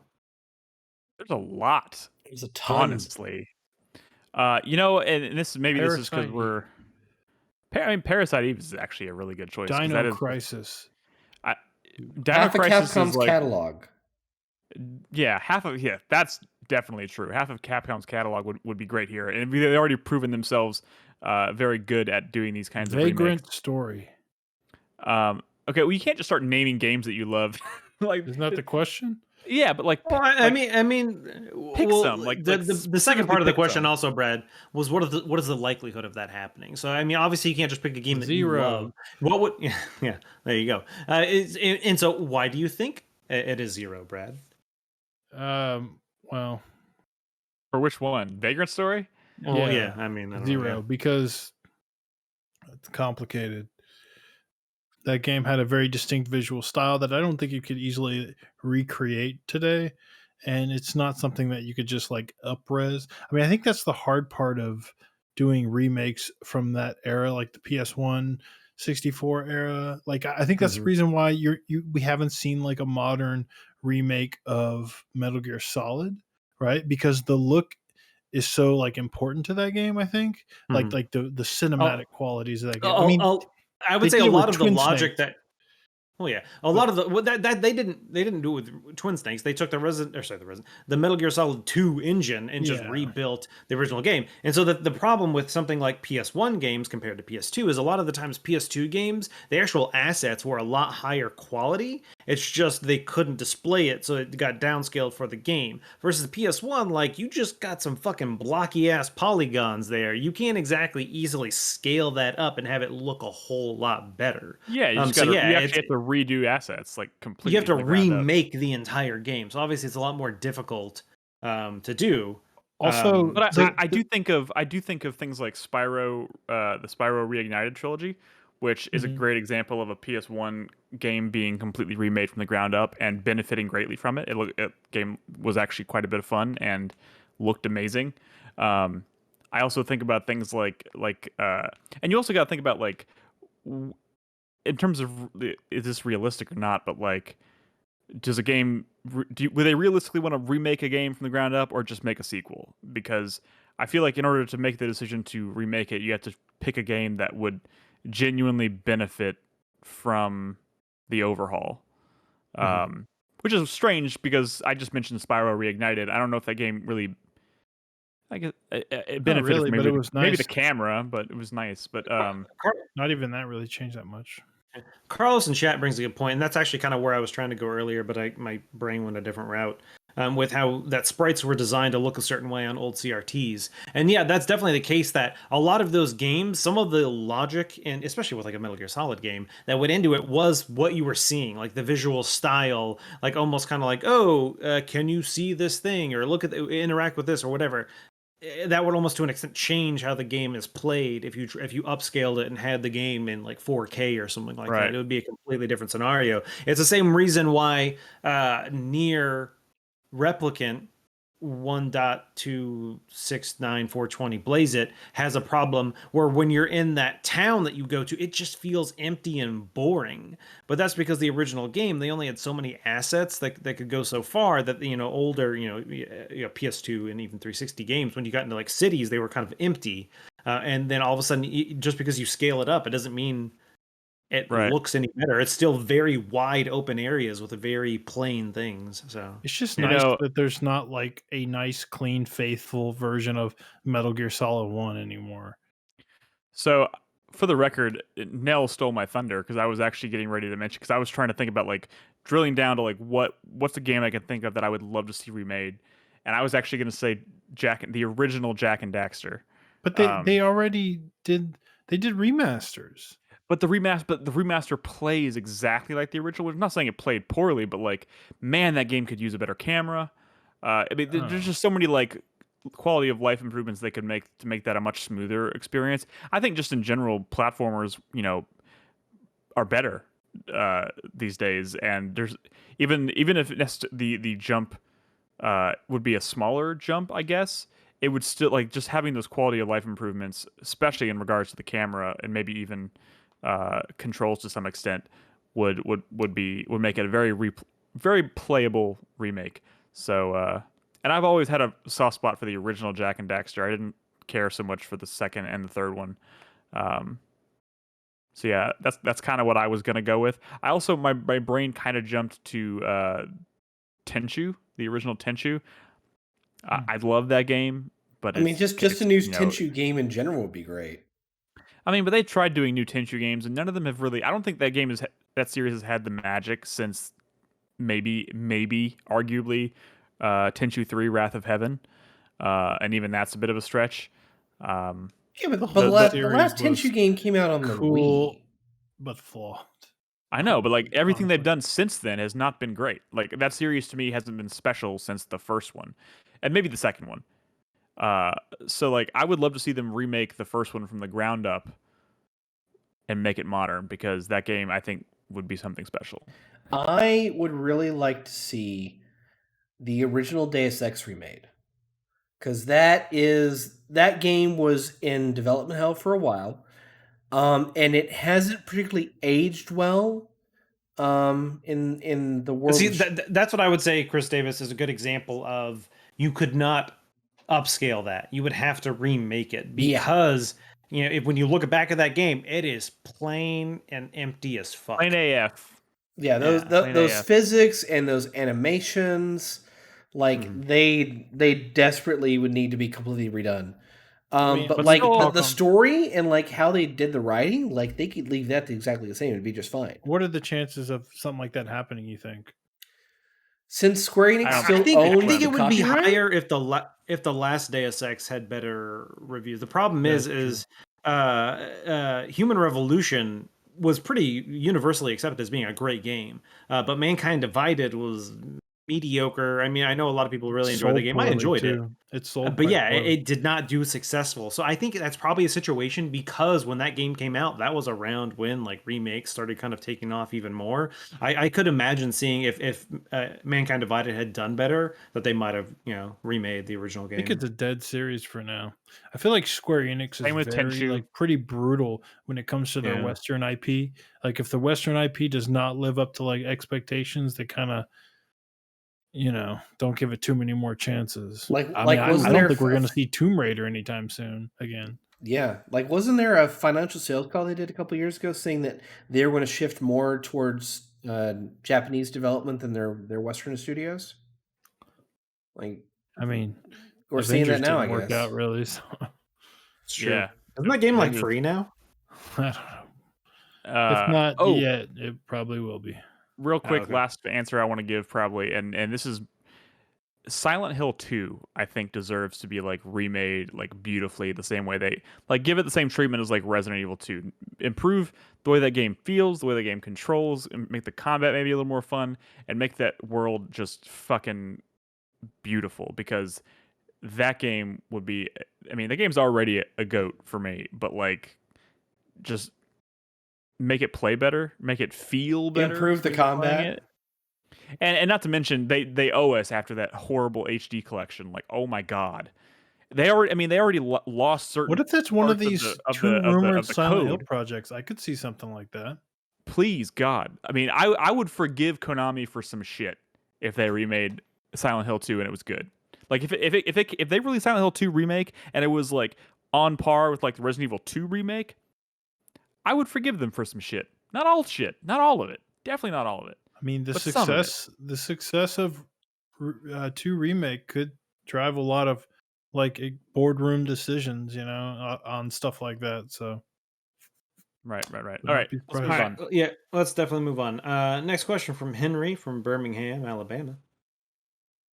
Gaming is one of the most time-consuming and costly mediums out there, with at least a handful of must-play titles every month to a point where there's no way to have free time for all of them. With that The being struggle is said, real. how do you decide? How do you all decide on when to put down a game? Are there multiple factors like cost, length, or how relevant the game is that influence your decision, or do you strive to finish every game you start? I mean, I would say this directly ties into the games I've talked about tonight. I've definitely been picking up fewer and fewer new games just because that was the problem I had for a long time, is because of this podcast to an extent. I always have the mentality of I have to play the new shit. I have to play the new shit so we have something to talk about. But more and more so lately, I'm like, honestly, if I didn't buy another game for 10 years, I probably have plenty in my backlog that I already own. I'm not even buying a new game to play. And You're right. so, yeah, deciding I want to put a game down, that's for me. I usually either That's put a game tricky. down when I've had enough with it, as in either it's boring or I don't like it, or when a new game comes out. Now that's kind of one of the biggest I've been problems in the past. specifically trying to get better at like admitting to myself when I'm not enjoying something and being like, it's okay. to put a game down. I don't. It doesn't honestly. It does not happen to me often, but sometimes there's just like, okay, if I'm playing something but I'm thinking about something else, I'm like, that's a pretty good sign. And this isn't the same thing because to be honest, Near Replicant came out very shortly prior to Resident Evil Village, and there's a couple other things I've been in Returnal specifically, I think. And it was just like, okay, I like Near Replicant. I like Near a lot, but I'm sitting here thinking about Returnal, and that's new and fresh and exciting. It's okay to put Near Replicant down and come back to it in like a year, maybe. Like, it's not a big deal. I mean, especially it's a situation like that because that's not a new game, right? I mean, technically not. You're right. I don't know, man. Like I'm looking at like I tend to have like a little stack like okay, like I put all my games on like a shelf when I'm not playing them. But then I have a little stack of like, okay, these are the games that I'm currently playing, and I like to keep it very, very short. But I'm looking at mine right now, and there's like eight games stacked on top of each other, some of which I haven't even started yet. I guess a better way to word this question for Brad is, when do you decide to return a game to GameFly? That's a good question because I've definitely returned some. Because new games come out and I'll return games with the intention of never playing them again, and I'll return games with the intention of maybe renting them again or buying them down the road because they're going to be really cheap. Like I returned Ease that was 9 because I just sort of didn't have time to kind of get into it. Monster Hunter came out, right? And I was like, I'm going to revisit this down the road. The problem with GameFly is, especially a situation like that, anybody who's familiar with it, if you don't have an open spot in your queue when a new game comes out, good fucking luck getting it. Mm-hmm. And so that was kind of the thing back, especially when I used to GameFly, because I used to do it a lot. I put down a game when a new game came out that I definitely wanted, and I could only have so many. For a while, I was paying for the 3-game pack. But anyway, yeah. But you know what? There's something to be said about. I mean, I would rather have the problem of like having too much to play than not having enough. So like I'm sitting here thinking about like I don't know when the fuck I'm gonna start. Has enough. I know there's way more than enough. And in reality, like Nick. Yes. You bought the itch.io bundle, Nick. There's like over 1,000 games in that. I forgot I did that. If you played each of those games for an hour, you still have months of gameplay. Like, trust me, Nick. Like, there is, like, I dare you to try to consolidate every fucking game that you own through this. We were talking about this before the podcast. Through itch now, through Steam, through GOG, through Epic, through Origin, and say that there's like anybody out there that you don't have enough to play. That itch.io bundle I bought because it was supporting a good cause. And I honestly I think that's why a lot of us bought it. I don't think it really had any intention of ever. Dude, really there's some good games in there. I know. I'm just saying I know myself pretty well, and I knew the chances of me actually digging into that bundle was pretty slim. I will say the problem with the itch.io bundle is it's not like a Steam or something like that. It's not like you have, I mean, they're all DRM free games, so it's like you just download the game. So unless you're going to their website often to look at it, you kind of forget that it's there. Like when I bought that giant Square Enix where they put their like basically their entire catalog on sale for like 60% off, and I bought that, and every time I open Steam now, I'm like, when the fuck did I buy this? Oh, this was part of that giant fucking bundle. Like that just doesn't happen. But man, yeah, there's so many directions we can go with this question. I'll just say this: like, there's too many games to play that it just kind of makes it that much more important that you kind of be honest with yourself when you're playing stuff. And I admit I'm bad at that sometimes, and I'm trying to get better. Like sometimes I'm like, I am just forcing myself to get through this when I'm actively thinking about, man, I can't wait to finish this so I can play that. And it's like, well, maybe you should just put this down now and play the other thing. I mean, we also don't have like we here at 4Player don't have like the professional constraints of like, you have to finish this for a deadline. We can do whatever the fuck we want. So, but sometimes I'll move on to something new, just to have something to talk about on the podcast, and that'll kind of stop my progress. So Brett, and that was my logic for a long time. And not to be rude or mean to any of our lovely supporters and the people who have been listening to us for years and give us so much love, but kind of fuck it. Like I've kind of decided that I'm not gonna just play new games, so I have something new to talk about on the Hey, podcast. Like dude, I'm let's love sorry, talking about Minish it's on the podcast. dude, yeah, it's a waste of don't get me wrong. Like I waste so much money buying a game, playing it for a couple of hours, and then putting it down for like 6 to 8 months, and then picking it back up at the end of the year to try and finish it for like top 10 shit. When I could just not buy it, wait 6 months, it goes on sale for half the price, and then pick it up and play it when I'm in like a gaming drought or something like that. And wait and just Like, see what still sounds enticing to you after it's been out in the wild for like 6 months. You know what I mean? I mean, yeah. I'm the wrong person to be preaching this because I spend way more money than I probably should on games that I'm not going to get to play anytime soon. I'm still staring at that copy of Neo 2 and 13 Sentinels Aegis Rim over there. They're in my stack of like I'm playing these, goddammit, one day. It's a But good time playing those two games, Nick. They're very good games, I especially know, one but of them. hey, dude, 4 games come out this Friday, and I'm looking forward to playing them all. 4 games? What else Mass comes Effect, out? 3 games. Mass Effect, Oh. and I, I called that 3 games because obviously it's 3 games in a bundle. But He's not wrong. all right, let's move. Or what's up? Oh, yeah, it's Subnautica, correct. Let's move on. Next question this week from let's do this one from Ryan, also known as the Hairy Yeti. Oh wait, we Yeah. already did one from Ryan. No, fuck Ryan. Fuck you, Ryan. Ryan, we'll ask this question later from you because we already did one from you tonight. Let's do this one. Nope, we've already asked one from Henry. Oh, okay. Fuck you, Henry. There's a Chai Tai question. I mean, Fuck you. this is probably a good time to say, hey, we still have a backlog of questions, but right now we need some more. So if you want us to answer questions on a future show, make sure you get those in. If you're a supporter on Patreon or Twitch, go to the supporters channel in Discord, find the link, it's pinned. Ask us a question. He's not wrong. Actually, I will ask this one from Ryan because I actually do want to answer this one. Ryan, aka the Hairy Yeti. Which game have you spent the most time playing inside a store? For me, it was Colin McRae. Colin McRae? How do you say that? Colin McRae. Colin McRae. Dirt. Rest in Colin peace. McRae. Dirt on the Xbox 360 inside our local game. Our local game? Is that like the a store? The store is called Game. Yeah. Okay. That's like GameStop in isn't that like in the UK? Isn't maybe Game I is don't know. like GameStop, yeah. Gotcha. Okay. When they put the whole game on display for people to play, my brother and I spent almost 3 hours playing it whilst our friend shopped around town and got a haircut. That's Nice. a good question. I got a good answer. I mean, not a good What's up, answer, Brad? an answer I've shared before. But it's technically it wasn't a it wasn't a game store, but the game didn't belong to Babbage's.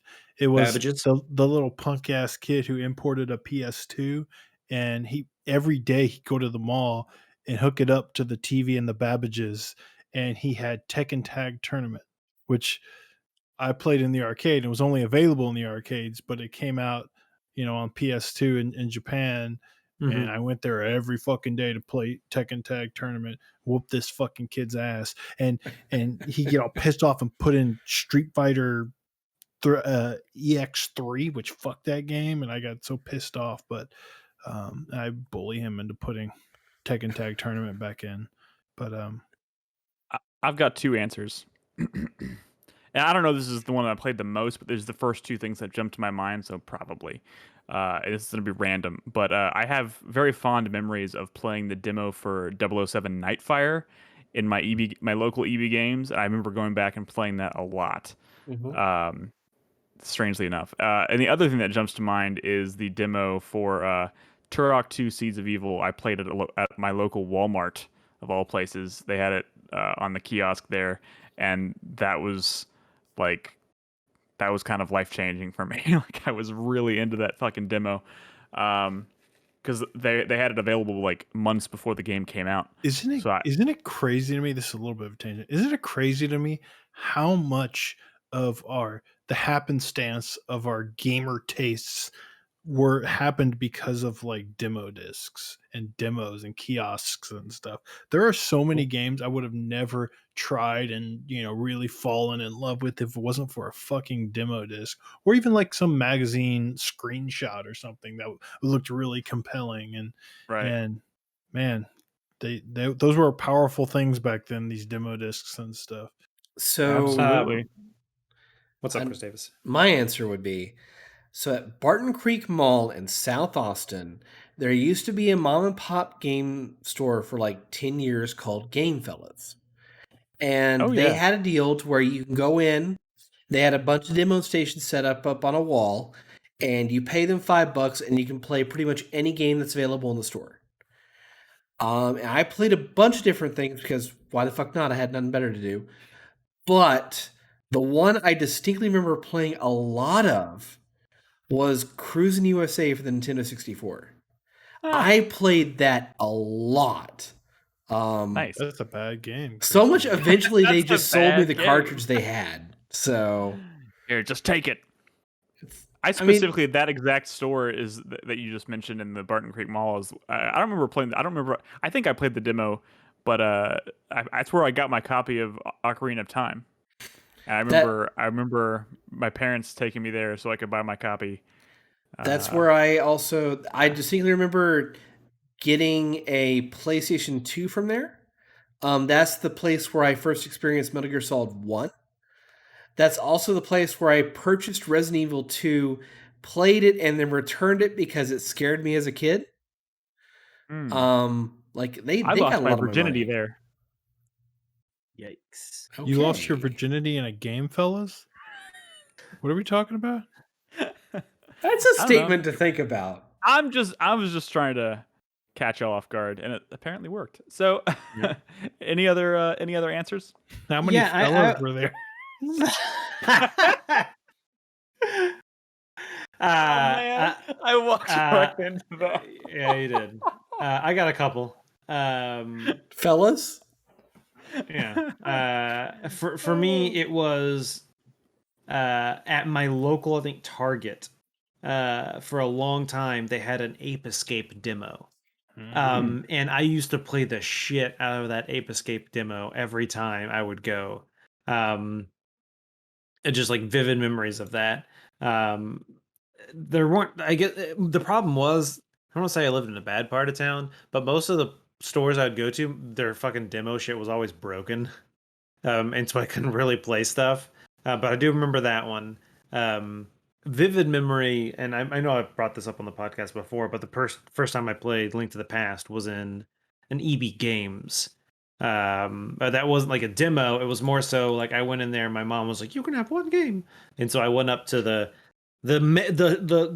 adult who was working there, who was probably like a 19-year-old kid, and I was like, "I have an N64, and my mom said I can have one game. What should I get?" And he was like, "You should try this cool game called The Legend of Zelda: Link to the Past." And I was like, "I don't know what that is." And I just a vivid memory of him putting it in the system and handing me the controller. There was a single save. Fucking life. Yeah, there was a single save file on the game. The name was Jeff in all caps. It had 5 hearts. I have like vivid memories of this because I had never seen a Zelda game before. And booting that up and playing it and being like, this is the one.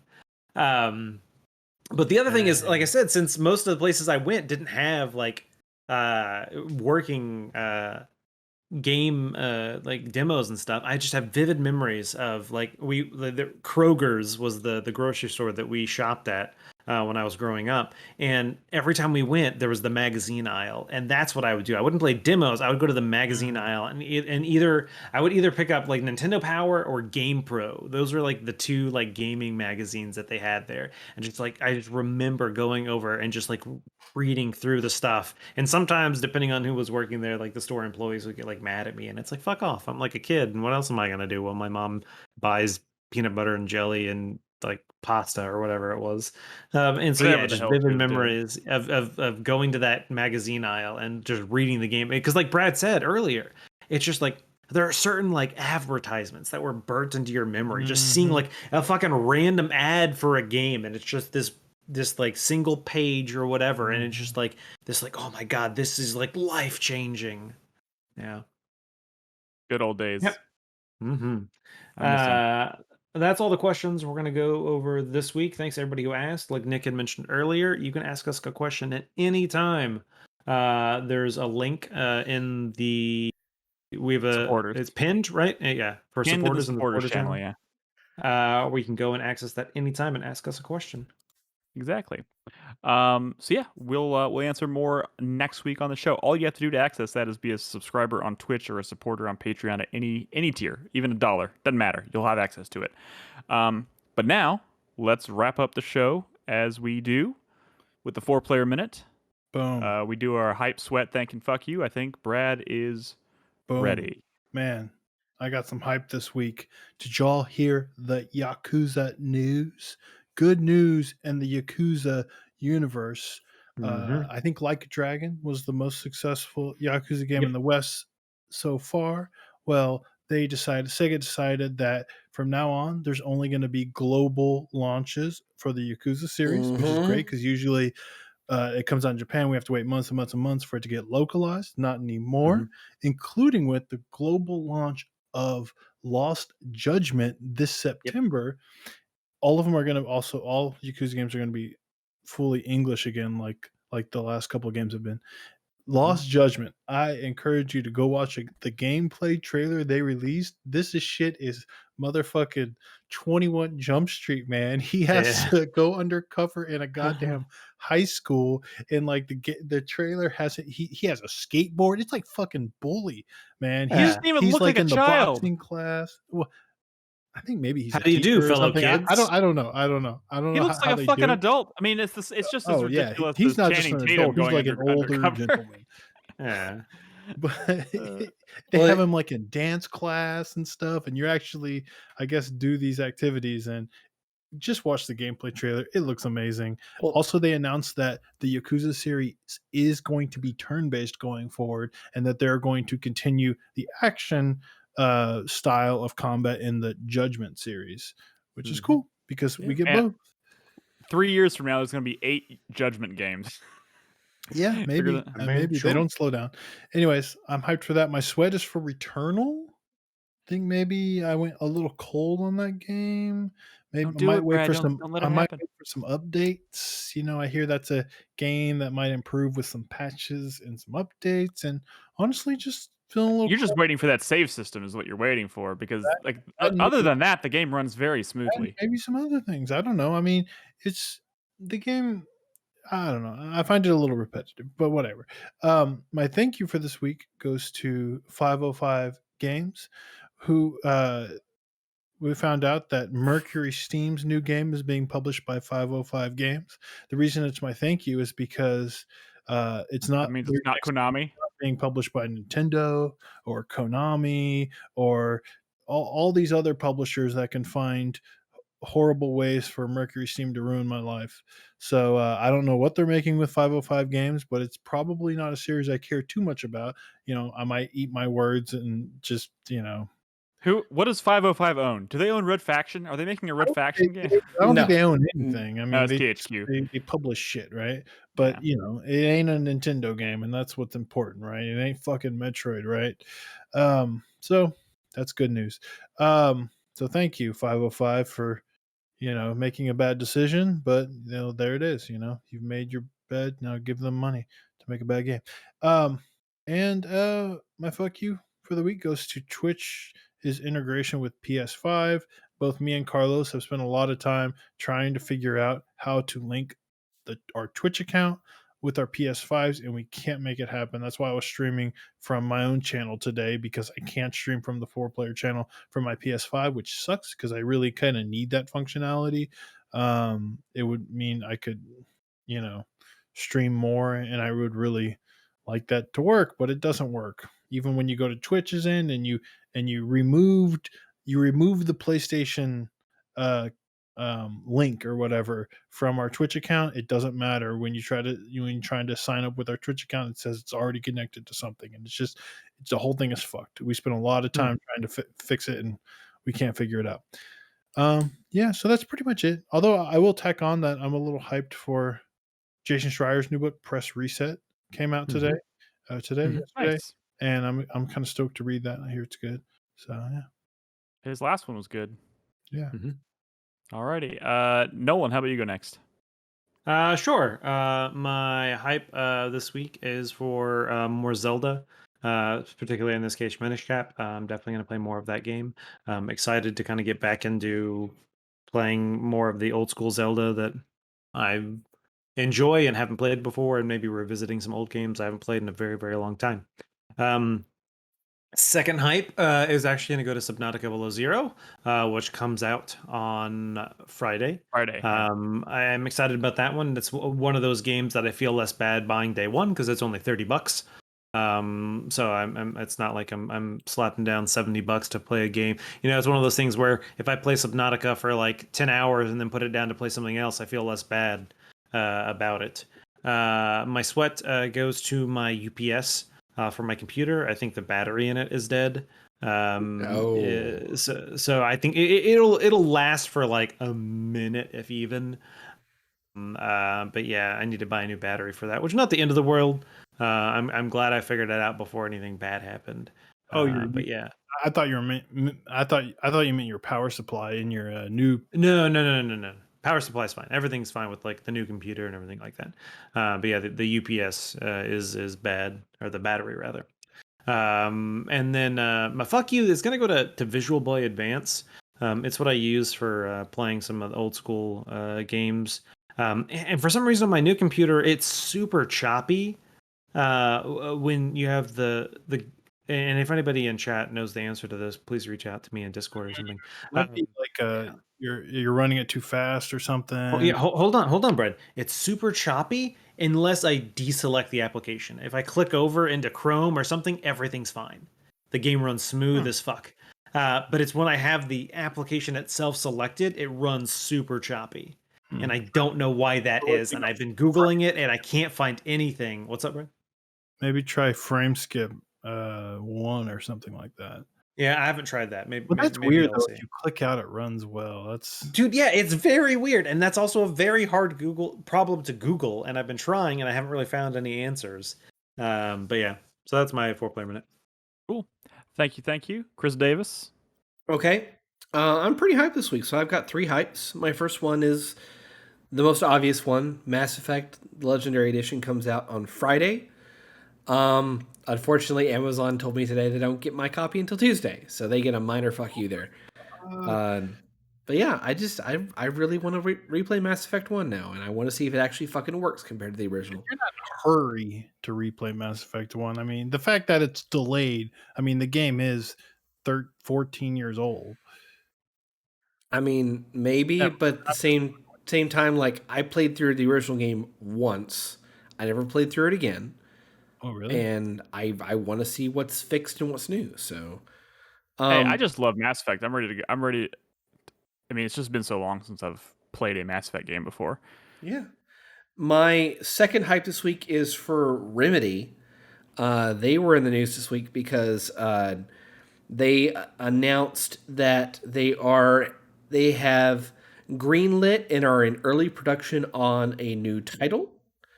And if you do the math on everything they're working on, it appears that they have at least 5 or 6 projects in the works simultaneously. Who knows what the fuck that means, but seeing Remedy get more work and maybe getting us one step closer to a second Alan Wake game is good news. So that's really all I want. Yeah. My third hype this week is for something that happened in New Zealand the other day. Gabe Newell loves New Zealand, and he's been down there for a good little while during COVID. And he went to a kind of a forum with a bunch of high schoolers.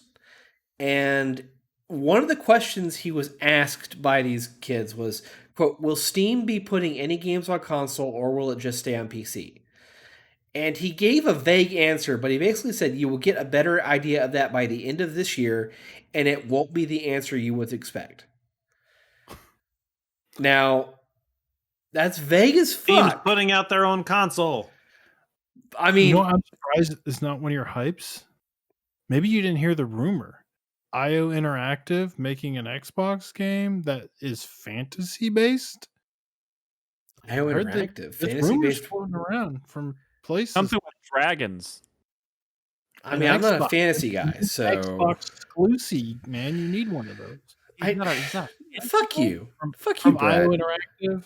I know you hate fantasy. IO Interactive is great. I'm not a fantasy guy. I got to know what this game is before I'm going to get fucking hyped for it. Okay, but with this Valve project, like, there's a part of me that's envisioning like the Orange Box 2.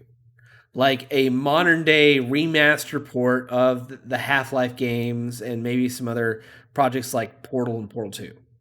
Like that would be fucking awesome. What if it's like Half-Life Alyx on like PSVR? Maybe what if PSVR That'd be 2 great is the too. platform? It very well could be. And honestly, it probably should be. That'd be a great way for people to actually experience Alyx. Yeah.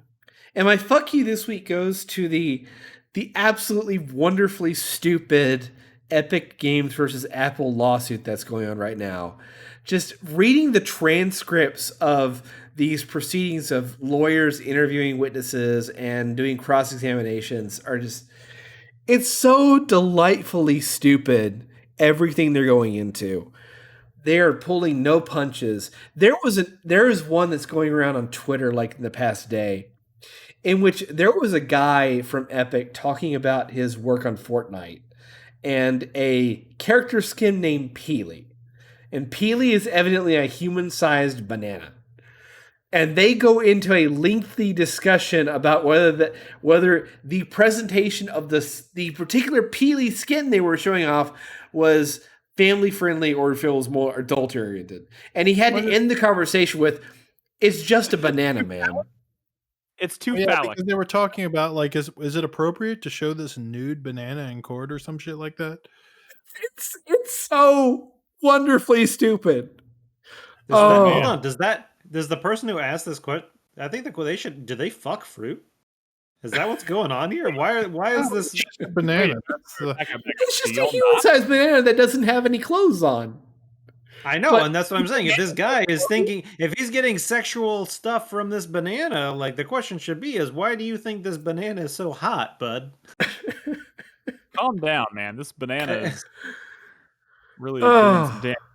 If this lawsuit wasn't so important, it would be just laughably stupid. So anyway, it's important and laughably stupid. It sounds like as it is. Yeah. So you're up, Nick. All right, I'll close this out with mine. My hype this week is for Subnautica Below Zero. I loved Subnautica 1, and it was hard to kind of hold out once again on playing Below Zero until it came out of early access. A lot of the reviews that I've been seeing have actually been pretty good. I know that there was some talk about it maybe not living up to the legacy of the first one, and it still may not, but it's hard to do. But the reviews have been pretty good to it so far, so that's exciting because more Subnautica sounds great. My sweat goes to Returnal because now that I've finished Resident Evil Village, it's time to get back to that. Which that game was kicking my ass. I still haven't finished the second boss yet, but god damn it, I'm going to. And at the same time, I'm excited to go back to it because I was really, really enjoying my time with it. So I'll be doing some of that this weekend.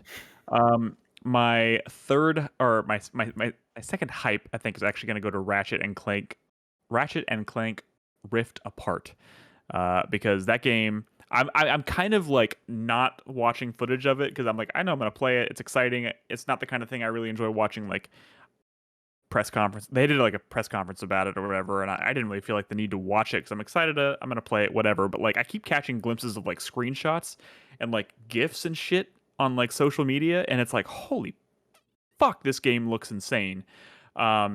So I'm starting to get kind of excited about Ratchet and Clank. And the only other one I've played in the series is actually the one that came out on the PS4, I guess, a couple years ago. Just one called Ratchet and Clank, and it was great. It was great. So I'm looking forward to it. And it can't be worse than that one. Well, that one was really good. It was okay. So that's a good sign, Nick. Yeah. It can't be worse than a really good game. Then it's going to be good. Really I'm speaking mostly as someone who's like, that is like my only exposure to the series. I haven't played any of the PS2 originals. I'll tell you this much: it's probably going to be a lot like that. Sure, Probably, but you know what? That's cool. That's fine. After playing something like Returnal and Resident Evil Village, it seems like something maybe a little less stressful. And just kind of lighthearted and fun. So I'm very much looking forward to that. And my fuck you this week goes to Nintendo.